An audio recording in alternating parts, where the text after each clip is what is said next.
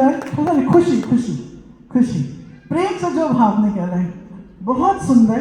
और मैं शब्दों में नहीं बयान कर पाऊंगा इस चीज को। कहते हैं ना, जहाँ भक्त होते हैं वहीं भाव होता है, और जहाँ भाव होता है वहीं धाम होता है। जोरदार। कोई जरूरी नहीं है कि हम अपने गोविंद का दीदार, कोई जरूरी नहीं है कि हम अपने गोविंद का दीदार चौखट पर ही जाकर करें। जहाँ भाव होता है, जहाँ प्रेम होता है, जहाँ राग होता है, हमारे गोविंद अपने भक्त को सुनने वहीं चले। ये होता है एक भक्त का भाव। और क्या ही कहे हमारी मीराबाई का, जिन्होंने अपने राग से ही और अपने भाव से ही गोविंद को अपने वश में कर। यही वो भाव है जब गिरधर भी हमारे साथ झूम उठते हैं। यही वो आनंद है जब अपने गोविंद को भी हम मजबूर कर देते हैं उन व्रज गलियों में अपने साथ नृत्य करने के लिए, और हर एक हृदय गोपी बन जाता है। पुरुषार्थ तो सिर्फ हमारे श्री कृष्ण के पास है, पुरुषार्थ तो सिर्फ हमारे श्री कृष्ण के पास है। बाकी हम जो सबका हृदय है वो गोपी भाव में, और ऐसे ऐसे भक्त उस हृदय को नचा देते हैं। भक्ति जो स्वरूप है जिसकी बात हम करते हैं, हम इतने बड़े बड़े भक्त के बारे में बात करते हैं जिनका नाम भी शायद अपने हम मुख से ले तो कहीं ना कहीं कोई त्रुटि या कोई अपराध भी बन जाता है, इसीलिए हम कान पकड़ते हैं। तो भक्ति जो मार्ग है ना, भक्ति दिखावे की चीज नहीं है, भक्ति भाव की चीज है। जब ये रागों के धुन छे रही थी तो मैं नेत्र बंद करके अपने गोविंद को निहार रहा था, उन शब्दों में अपने गोविंद के हर एक स्वरूप को देखा। तो भक्ति भाव की चीज है, भक्ति दिखावे की चीज नहीं है। और जो आनंद मैंने सर नीचे करके लिया है, और जब सर उठाकर आप लोग को देखा तो हृदय और आनंदित हो उठा। भक्ति जो स्वरूप है जिसके लिए हम दर बदर भटकते हैं, वो एक यात्रा है। भक्ति जो स्वरूप है वो एक यात्रा है। भक्ति को कोई कभी देख नहीं सकता, उसको इनटैंजिबल चीज कहते हैं जो कभी देखी जा नहीं सकती।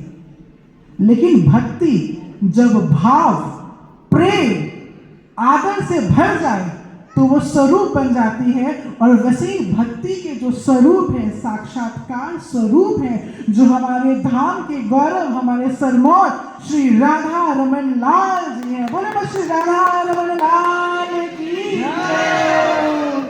जब भक्ति अपना स्वरूप ले लेती है और हृदय की वेदना जब भक्ति के रूप में प्रकट होती है, तो श्री गोपाल भट्ट गोस्वामी जी महाराज जैसे स्वरूप, श्री राधा रमन लाल जी जैसे स्वरूप को विग्रह स्वरूप में प्रकट कर देते हैं।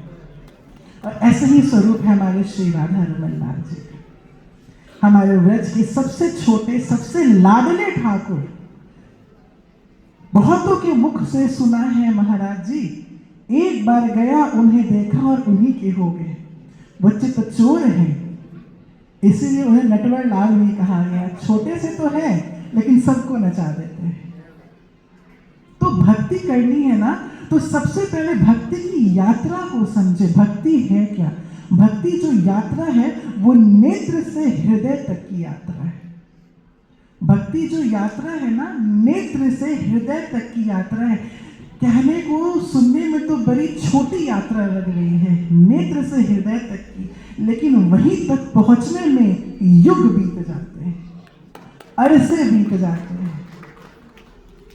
हृदय तक जो पहुंचा जाता है तो भक्त सबसे पहले अपने आप से मिलता है कि आप कौन हो। और उस हृदय के मन मंदिर में जब आपके गोविंद का दीदार होता है, तब आप जान पाते हैं कि भक्ति क्या है। भक्ति सरल नहीं है कर लेना, हर कोई नहीं कर पाता भक्ति। जैसे उनकी तरह मैं गायन नहीं कर सकता, तो भक्ति करना सरल नहीं है। भक्ति जो यात्रा है नेत्र से हृदय तक की, जब तक भाव से नहीं भरता वो हृदय, तब तक आपके हृदय में बैठे गोविंद का भी दर्शन नहीं होता। और जब तक हम उनको खोजते हैं, हमने 1 दिन माला करी, 2 दिन माला करी, 3 दिन माला करी, 1 महीने, 1 साल, 5 साल, और हम कहते हैं कि हमारे गोविंद ने कुछ लीला नहीं करी, हमें उनके दर्शन नहीं हुए, उन स्वरूप को मैंने नहीं देखा, तो अरे 1-2 दिन या 1 साल या 5 साल से उस चरण के, उस युगल स्वरूप के दर्शन कैसे हो सकते हैं? और इन भक्तों के चरित्र ने उस पथ पर चलने की ताकत हमें प्रदान की है, और उसी पथ पे चलने की ताकत को विरह स्वरूप कहा गया है।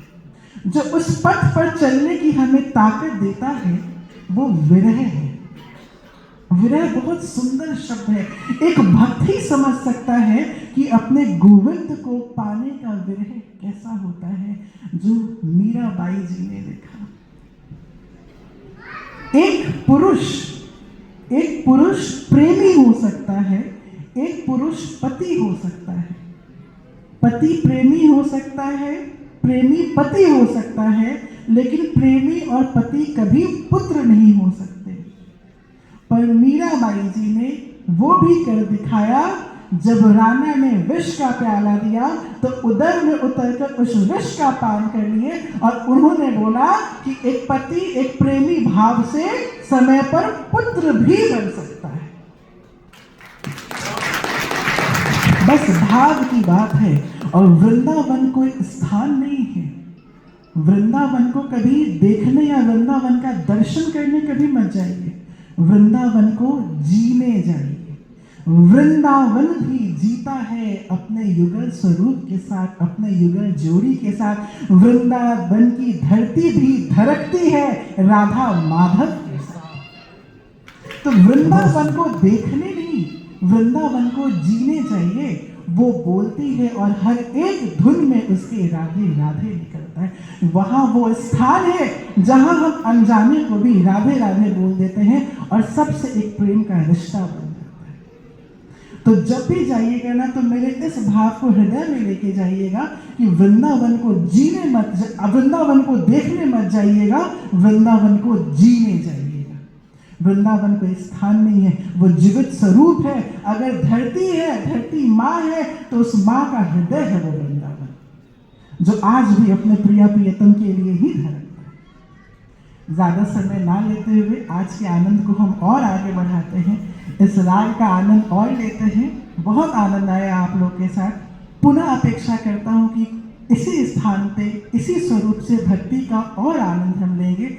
समय बड़ा छोटा होता है जब एक भक्त से मिलता है। अगर मैं 2 घंटे भी कुछ वाच जाऊं तो मेरे लिए कम होगा और आपके लिए कम होगा। इसी के साथ आगे फिर मिलूंगा, इसी भाव के साथ, इसी प्रेम के साथ। और वृंदावन जो जुड़ता है वो धरती पे रेंगता क्या, वो आसमान में भी उड़ता है। श्री राधे, श्री राधा रमण लाल की जय। बहुत सुंदर महाराज जी, बहुत बहुत